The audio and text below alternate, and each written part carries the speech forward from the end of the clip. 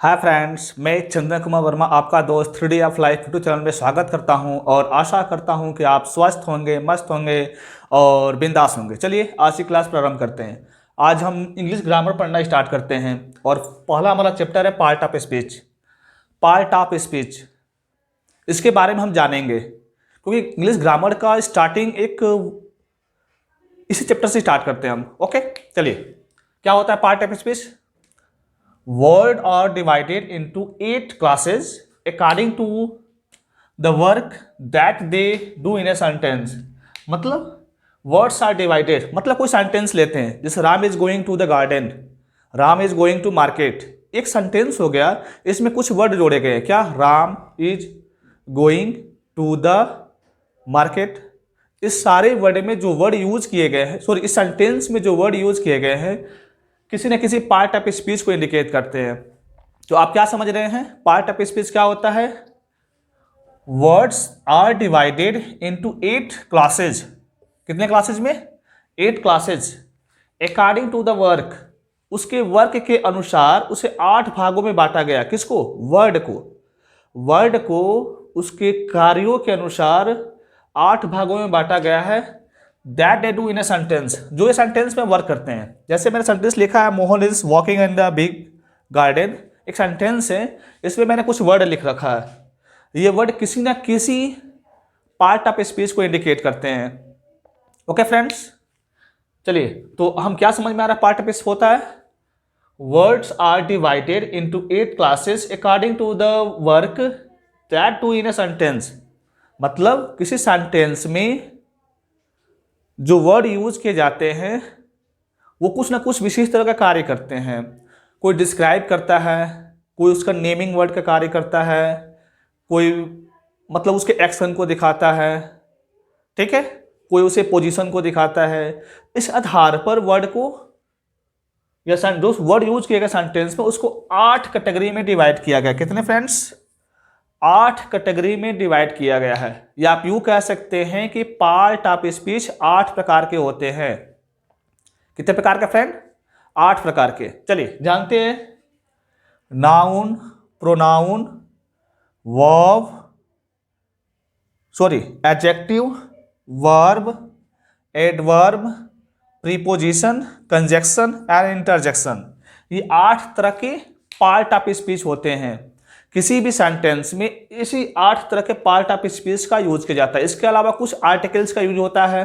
Articles को हम लोग नेक्स्ट क्लासेज में पढ़ेंगे। क्या होता है आर्टिकल्स, उसे कैसे यूज करते हैं, कैसे डिफाइन करते हैं। आज हम लोग केवल पार्ट ऑफ स्पीच पढ़ते हैं।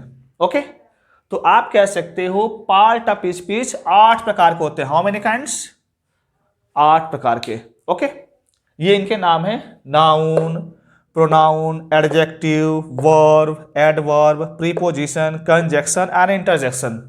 ओके, एक एग्जांपल से समझते हैं इसका वर्ड कहां कैसे होता है, यानी पार्ट ऑफ स्पीच का यूज किसी सेंटेंस में कैसे करते हैं।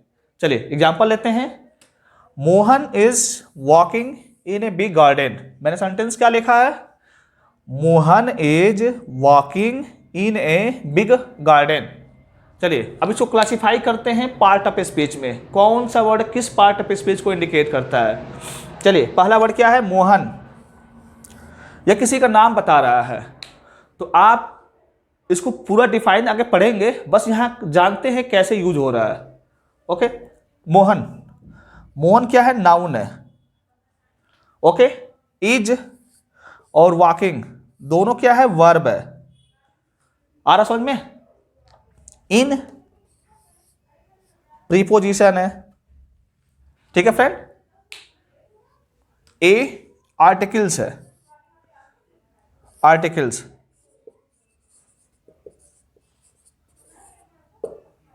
ठीक है, ए आर्टिकल्स जिसको हम नेक्स्ट क्लासेज में पढ़ेंगे।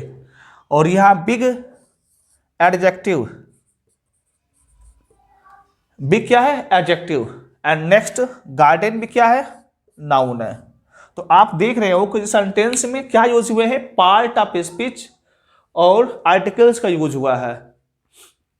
ठीक है फ्रेंड, आ रहा समझ में? चलिए फिर से एग्जांपल को समझते हैं। एग्जाम्पल है Mohan is walking in a big garden. Okay, तो यहाँ मैंने इसको क्लासिफाई किया है पार्ट ऑफ स्पीच में, तो क्या निकल के आया, मोहन क्या है, नाउन है, इज और वॉकिंग क्या है, वर्ब है, इन क्या है, प्रीपोजिशन है, और बिग क्या है, एडजेक्टिव है, एंड नेक्स्ट गार्डन क्या है, नाउन है। आ रहा समझ में? तो ये पार्ट ऑफ स्पीच 8 होते हैं जिसके बारे में हम एक एक करके पढ़ते हैं। अब स्टार्ट करते हैं पार्ट ऑफ स्पीच को कंटिन्यू पढ़ना। बस एक इसका क्या करेंगे, हम छोटा सा रिव्यू देखेंगे और नेक्स्ट क्लासेस से एक एक पार्ट ऑफ स्पीच को पूरी ब्रॉडली करके पढ़ेंगे। आज यहाँ फिलहाल इस क्लासेस में केवल हर एक पार्ट ऑफ स्पीच को एक रिव्यू देते हैं, आखिर ये होता क्या है। ओके फ्रेंड्स, अब सारे पार्ट ऑफ स्पीच को एक एक करके छोटा सा रिव्यू लेते हैं। बाकी इसका डिस्क्राइब बड़े विस्तार लेवल पर यानी ब्रॉड लेवल पर अगले क्लासेज में यानी नेक्स्ट क्लासेज में हम करते रहेंगे। चलिए आज हम जानते हैं पार्ट ऑफ स्पीच का एक छोटा सा रिव्यू।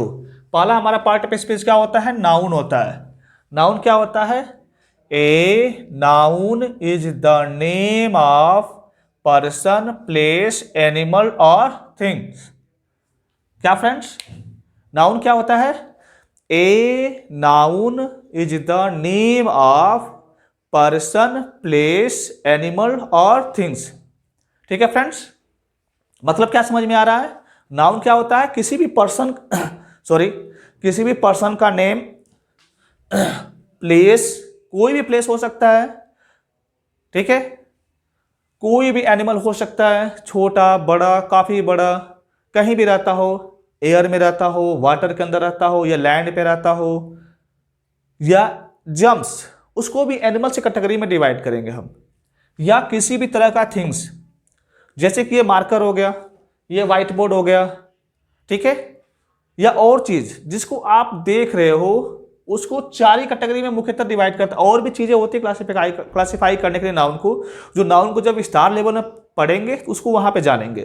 फिलहाल यहाँ छोटा सा रिव्यू लेते हैं। तो क्या, a noun is the name of person, place, animal और things.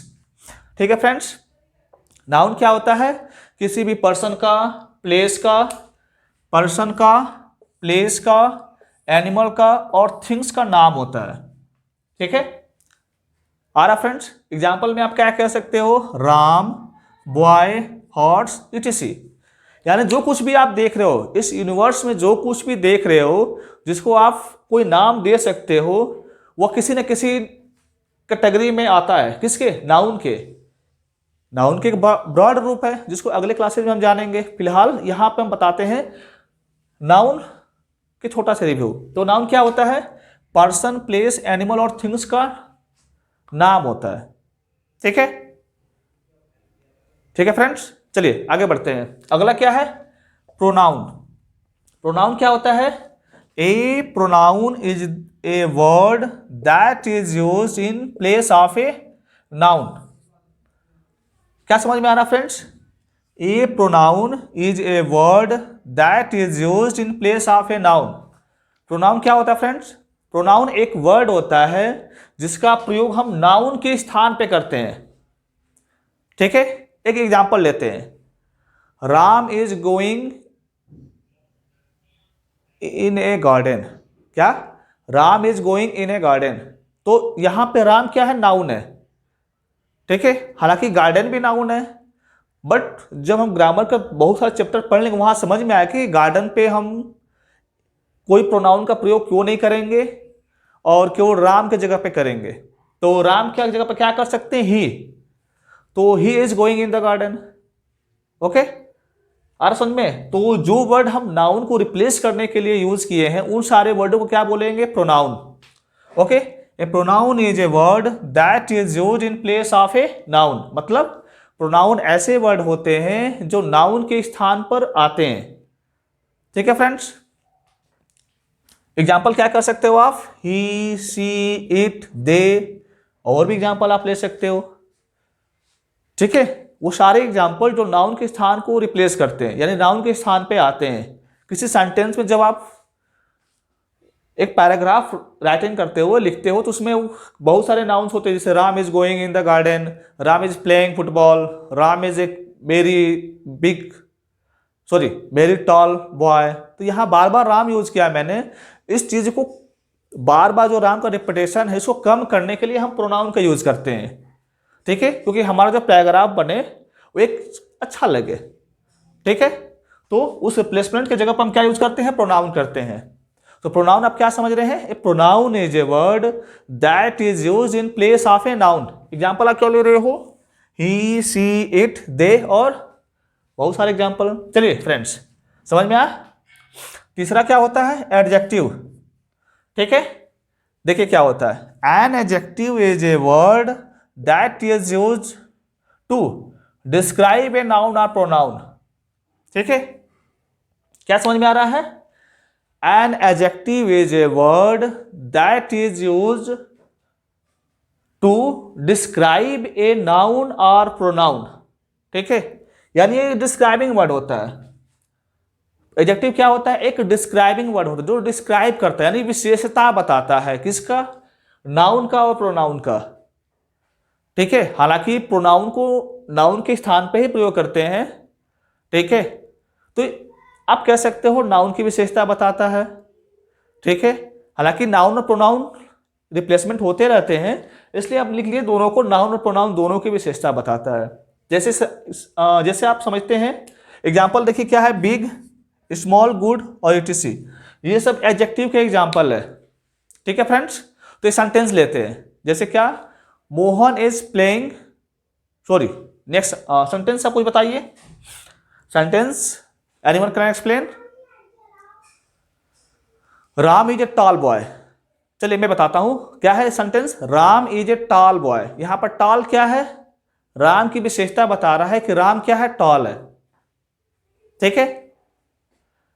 I have a big box of marker, I have a big box of marker, मेरे पास बिग बॉक्स है मार्कर का, कुछ भी कह सकते हैं एग्जाम्पल, ठीक है। तो बिग यहां पे क्या कर रहा है, विशेषता बता रहा है कि मेरे पास जो बॉक्स है वो क्या है, बिग है, राम क्या है, टॉल है। तो ऐसे वर्ड जो नाउन की विशेषता बताए या प्रोनाउन की, प्रोनाउन में कैसे कह सकते हैं, he is a tall boy, ठीक है। राम को रिप्लेस कर दिया ना ही, और मैंने क्या लिखा, he is a tall boy. तो आप कह सकते हो नाउन और प्रोनाउन दोनों की ये क्या करता है, विशेषता बताता है, यानी डिस्क्राइबिंग वर्ड है, ठीक है, यह डिस्क्राइब करता है, ठीक है फ्रेंड्स। नेक्स्ट क्या है, वर्ब, ठीक है। A verb is the action और state of being in a sentence. थोड़ा ध्यान से समझिएगा, इसे क्या है, a verb is the action और state of being in a sentence. ये क्या होता है, एक्शन बताने का काम करता है, ठीक है। किसी सेंटेंस में किस तरह का एक्शन हो रहा है या क्या हो रहा है, उसको कौन डिस्क्राइब करता है, वर्ब। तो आप इसे कह सकते हो वर्ब इज एक्शन वर्ड, क्योंकि ये एक्शन को डिस्क्राइब करता है, जो हमारा नाउन या प्रोनाउन है वो कैसा एक्शन कर रहा है, या सब्जेक्ट, किसी भी सेंटेंस का सब्जेक्ट कौन सा एक्शन कर रहा है उसको डिस्क्राइब कौन करता है, वर्ब। तो आप कह सकते हैं, जैसे क्या एग्जांपल लेते हैं, Ram is going into the market, Ram कहां जा रहा है, मार्केट में जा रहा है। तो यहां पर इज और गोइंग का प्रयोग किया गया है, हालांकि गोइंग मेन वर्ब है और इज क्या है, हेल्पिंग वर्ब है। इसको आगे हम वर्ब की क्लास में डिस्क्राइब करेंगे। तो फिर क्या, इज और वर्ब होते हैं जो एक्शन बता रहे हैं, किसका, राम का, वो जा रहा है, ठीक है। यानी एक्शन बताने का जो सेंटेंस काम करते हैं उसे क्या बोलते हैं, एक्शन वर्ड। तो आप कह सकते हो a verb is the action और state of being in a sentence, okay. Example अब क्या लोगे, रन, वॉक, प्ले, etc, ये सब एग्जांपल है किसके, वर्ब के, ठीक है फ्रेंड्स। आपको नाउन, प्रोनाउन, एडजेक्टिव और वर्ब, इस चारों को मैंने समझा दिया और उम्मीद करता हूं कि आपको समझ में आया, ठीक है फ्रेंड्स। ओके फ्रेंड्स, चलिए नेक्स्ट और पांचवा पॉइंट पढ़ते हैं, एडवर्ब, ठीक है। चार तो हम जा चुके हैं, नाउन, प्रोनाउन, वर्ब और एडजेक्टिव, इस चारों को हम अच्छे से समझ चुके। पांचवा क्या होता है, एडवर्ब। क्या होता है, एडवर्ब क्या होता है, an adverb is a word that modify a verb, an adjective और अनदर एडवर्ब, ठीक है। तो एडवर्ब क्या होता है, ये मॉडिफिकेशन करता है, यानी उसकी विशेषता को और ज्यादा एक्सप्लेन करता है, सेंटेंस को मॉडिफाई करने का काम करता है, ठीक है। जैसे क्या, वेरी क्विक भी कह सकते हो या क्वाइट, फास्ट, इटीसी। ये क्या होते हैं? एडवर्ब होते हैं जो किसी सेंटेंस को और मॉडिफाई करते हैं। मॉडिफाई किसको करता है? मुख्यतः से वर्ब को करता है, एन एडजेक्टिव को करता है, या दूसरे एडवर्ब को भी ये मॉडिफाई करता है। ठीक है फ्रेंड्स, एडवर्ब क्या होता है? An adverb is a word that modify a verb, an adjective and another adverb. ठीक है फ्रेंड्स, एग्जाम्पल आप क्या कह सकते हो? Very, quite, fast, etc.. ठीक है फ्रेंड्स, चलिए नेक्स्ट देखते हैं हम। नेक्स्ट क्या होता है? प्रीपोजिशन। 6 नंबर क्या होता है? प्रीपोजिशन। चलिए ध्यान से देखिएगा फ्रेंड।